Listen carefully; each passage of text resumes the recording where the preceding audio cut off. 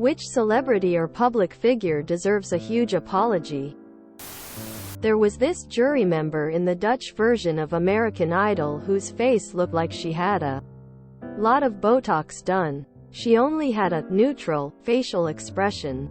People mocked her for it and kept reminding her how beautiful she was before and that it was such a waste what she had done. Turns out it wasn't cosmetic surgery or Botox. She had had a stroke and didn't think her medical history was the entire country's business.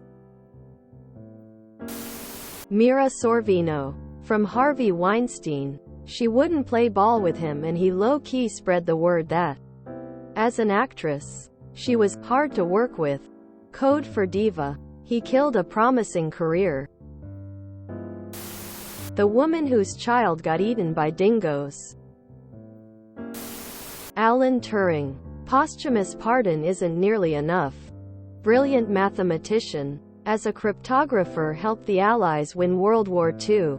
Then was, allegedly, hounded into suicide after being convicted under anti-gay laws and subjected to chemical castration to stay out of jail. Note: I originally left out the part about the chemical castration, effectively a crude and involuntary gender transition, but added it after it was mentioned.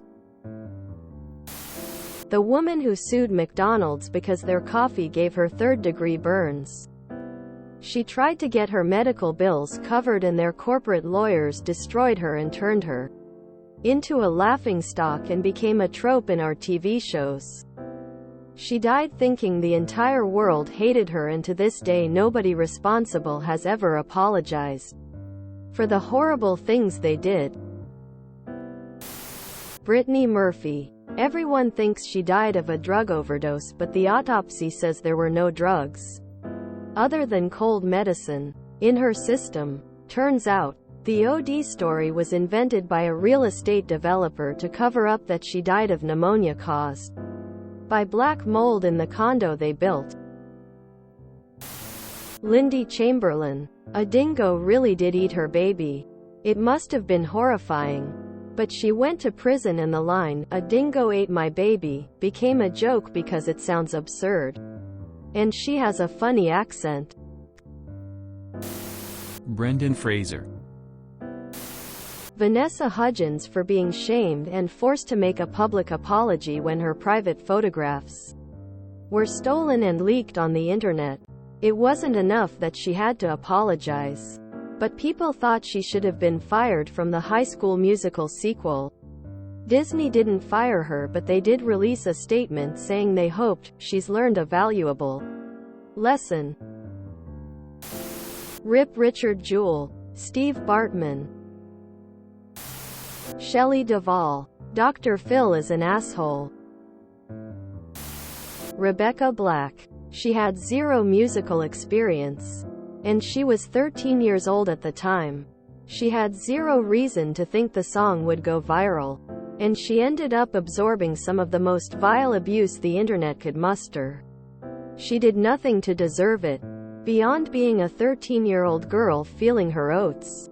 Despite having every reason in the world to be upset, she showed maturity beyond her years and saw the funny side. Her song, Saturday, is a pretty solid spoof. Much respect. She is dead, but Marilyn Monroe. She had it pretty rough but was glamorized. She also never posed for Playboy. Hugh Hefner bought the images and put them in it without her permission. After she died, he bought the plot next to her so he would be near here even after they both died.